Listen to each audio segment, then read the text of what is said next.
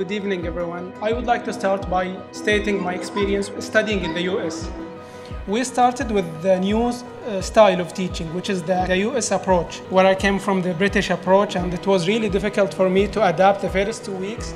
I just spoke to my LLM director and to my academic staff, who were very supportive, and they, I think, gave me 70 or 80% of the push to go and pursue my studies. That made me like, khalas, I need to do this. It's not an option anymore to go back to Doha. So they just wanted you to succeed and to do your best. I pursued my degree. I topped my class at the end of the year, alhamdulillah. I came back to Doha. So these difficulties, like adapting to a new culture, adapting to a new place where you know zero people there, and then you end up, by the support of those people, knowing a lot of people, too many people in different fields, whether in the school, university, or outside.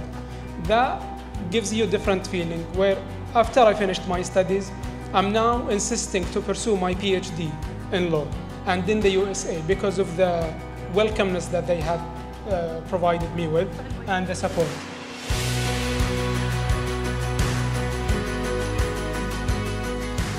So thank you everyone for coming today, and we're really happy to be partnering with the US Embassy and all these nice people. So our story started with Flat White. I'll speak about Flat White because I was inspired in the States to open Flat White. I did my master's degree in Boston, and I chose Boston because I used to go to a lot of business trips to Boston with the Qatar Foundation, and I felt this is the city where I want to be, to see all these top universities and all these students. As Nasser said, going to a new country, a new city, and then knowing no one there, it was a big challenge for us.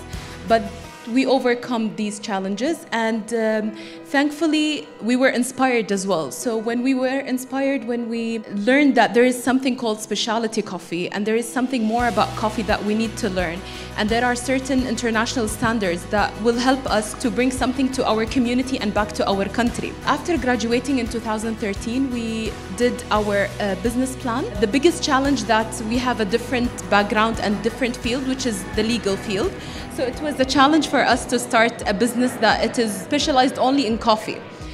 But thankfully, we did that, and my only advice is that you have to do something yourself and don't depend on others, because when you do it yourself, you do it with passion, and then you succeed in that.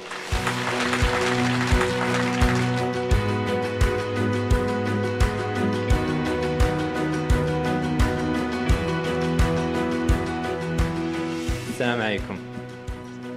Good evening. I'd like first to thank the Embassy of the United States for offering me this platform here today to share with you a few of my insights about transforming obstacles into opportunities. The process begins with owning your learning journey.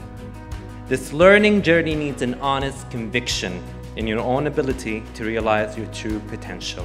I was courageous to study something back in 2005 seems to be unconventional, which was international politics at Georgetown University, School of Foreign Service in Qatar. And I was courageous to take a leap of faith to work in Washington, D.C.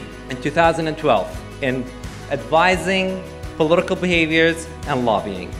I also was courageous to work hand in hand with a greater friend of mine to establish the Institute of Arab and Islamic Art, a not-for-profit, an independent not-for-profit based in New York City that promotes the cultural dialogue and artistic dialogue between New York and the Arab and Islamic regions. Courage, you see, is the building block for your learning journey to become a learning experience. Experience plays an essential role in developing your skills. Thank you.